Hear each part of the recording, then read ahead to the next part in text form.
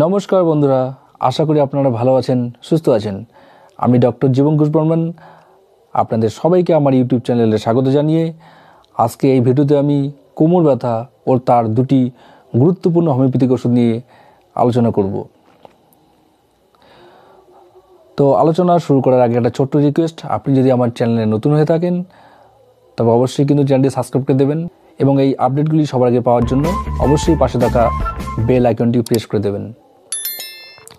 তো যাই হোক বন্ধুরা, এখন আমরা মূল আলোচনায় ফিরছি। তো কোমর ব্যথা, যেটাকে আমরা অনেক সময় লোয়ার ব্যাক পেন বা ব্যাক এক বা অনেক সময় লাম্বাগো বলে থাকি। তো এই কোমর ব্যথার কিন্তু দুটো কারণ রয়েছে, দু ধরনের আর কি। যেমন ওখানে যে মাসেলগুলি রয়েছে, যেটা লোয়ার ব্যাক মাসেল বলা হয়, যেমন ইরেক্টাস স্পাইনি, কোয়াড্রেটাস লাম্বোরাম বা মাল্টিফিডা, এই ধরনের মাসেলগুলি যখন স্প্রেন্ড হয় বা স্ট্রেন্ড হয়ে থাকে, বা বাংলা কথা বলতে গেলে যখন মাসেলগুলির উপর টান পড়ে যায় বা টান লেগে যায়, অনেক সময় দুমড়ে মুচড়ে যায়, অনেক সময় আঘাতপ্রাপ্ত হয়, সেখান থেকে কিন্তু অনেক সময় কোমর ব্যথা হয়ে থাকে। এবং সেটা কিন্তু এই দু ধরনের যে কোমর ব্যথা রয়েছে তার থেকে অপেক্ষাকৃত একটু হালকা ধরনের বা সহজেই কোমর ব্যথা থেকে মুক্তি পাওয়া যেতে পারে। কিন্তু আর এক ধরনের যে কোমর ব্যথা রয়েছে, যেটাই মূলত সবাই ভুগে থাকেন বা যেটা থেকে মুক্তি পেতে প্রচুর সময় লেগে যায়, সেটা হচ্ছে আমাদের যে ভার্টিব্রাগুলি রয়েছে, বিশেষ করে লাম্বার ভার্টিব্রা, যেটাকে বিস্তৃতভাবে বলতে গেলে L1, L2, L3, L4, L5, এমনকি আমাদের যে স্যাক্রাম রিজিয়নের ছবিতে দেখুন যে ভার্টিব্রা বা কশেরুকাগুলি রয়েছে, সেটা হচ্ছে বিশেষ করে S1, এদের ত্রুটির জন্য কিন্তু আমাদের কোমর ব্যথা হয়ে থাকে।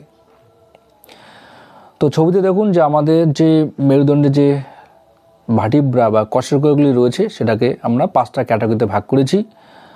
প্রথমে উপরের দিকে দেখুন 7টা সার্ভাইকাল ভার্টিব্রা বা কশেরুকা রয়েছে, তার নিচে 12টি যেটাকে বলা হয় থোরাসিক ভার্টিব্রা বা কশেরুকা রয়েছে, তার নিচে হচ্ছে লাম্বার ভার্টিব্রা যেখানে 5টা রয়েছে, এবং এর নিচে স্যাক্রাল যে রিজিয়ন রয়েছে সেখানে 5টি রয়েছে, এবং নিচে কোক্সিয়াল রিজিয়ন, সেখানেও কিন্তু ভার্টিব্রা সম্ভবত 4টি রয়েছে।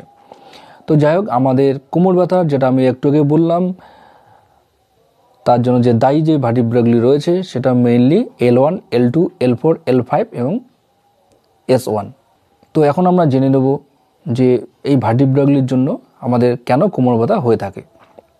তো বন্ধুরা, আমরা সবাই জানি দুটো ভার্টিব্রার মধ্যে একটা স্পেস রয়েছে, যেটাকে আমরা ইন্টারভার্টিব্রাল স্পেস বলি, এবং স্পেসের মধ্যে কিন্তু ইন্টারভার্টিব্রাল ডিস্ক রয়েছে, যার মধ্যে সান্ডিবল ফ্লুইড রয়েছে, যার জন্য আমাদের যে ভার্টিব্রাগুলি রয়েছে যখন আমরা মুভমেন্ট করি কোনো রকম ফ্রিকশন হয় না, বলে কোনো আওয়াজ হয় না, যেটা আমাদের একটা স্মুথ বা সফট মুভমেন্ট হয়ে থাকে।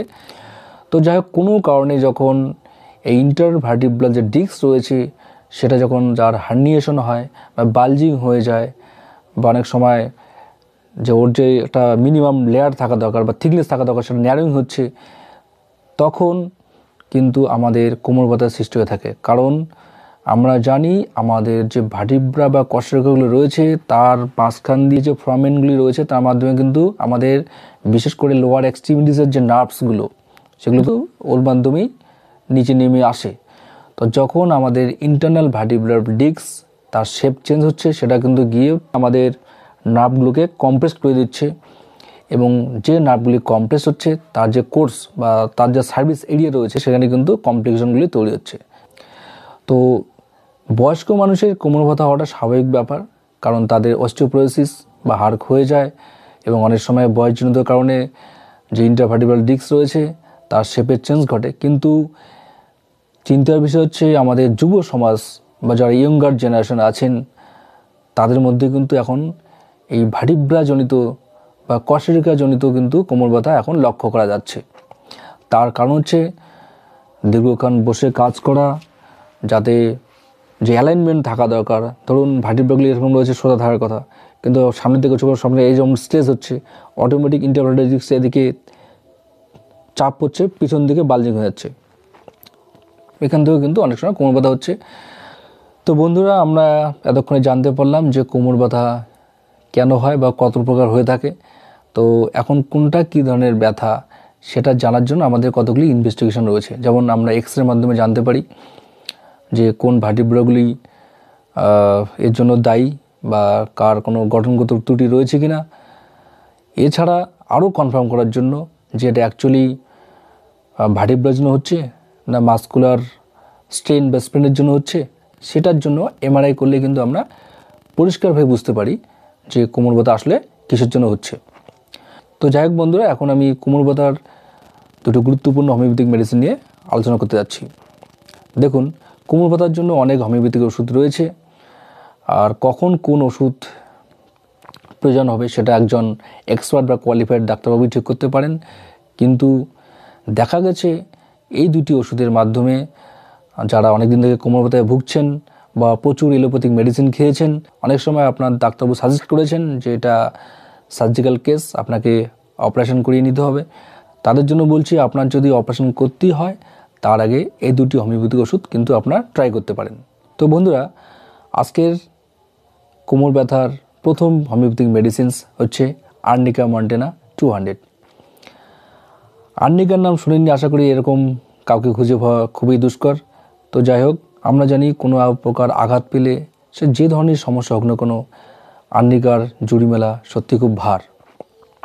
তো দেখা গেছে যে আর্নিকা মন্টেনা যে ওষুধটি রয়েছে এটা নিয়মিত সেবনের মাধ্যমে যে ডিস্ক হার্নিয়েশন বা ডিস্ক বালজিং এই ধরনের সমস্যাগুলি কিন্তু রিকভার হয়ে যায়। তো বন্ধুরা, এক্ষেত্রে আপনারা এই ওষুধটি অবশ্যই ট্রাই করতে পারেন যারা এই সমস্যা ভুগছেন। তো ডোজ হবে দুপুরে করে দিনে দুবার, বেশ কিছুদিন চালাতে হবে যতক্ষণ উল্লেখযোগ্য রেজাল্ট পাওয়া যায়নি।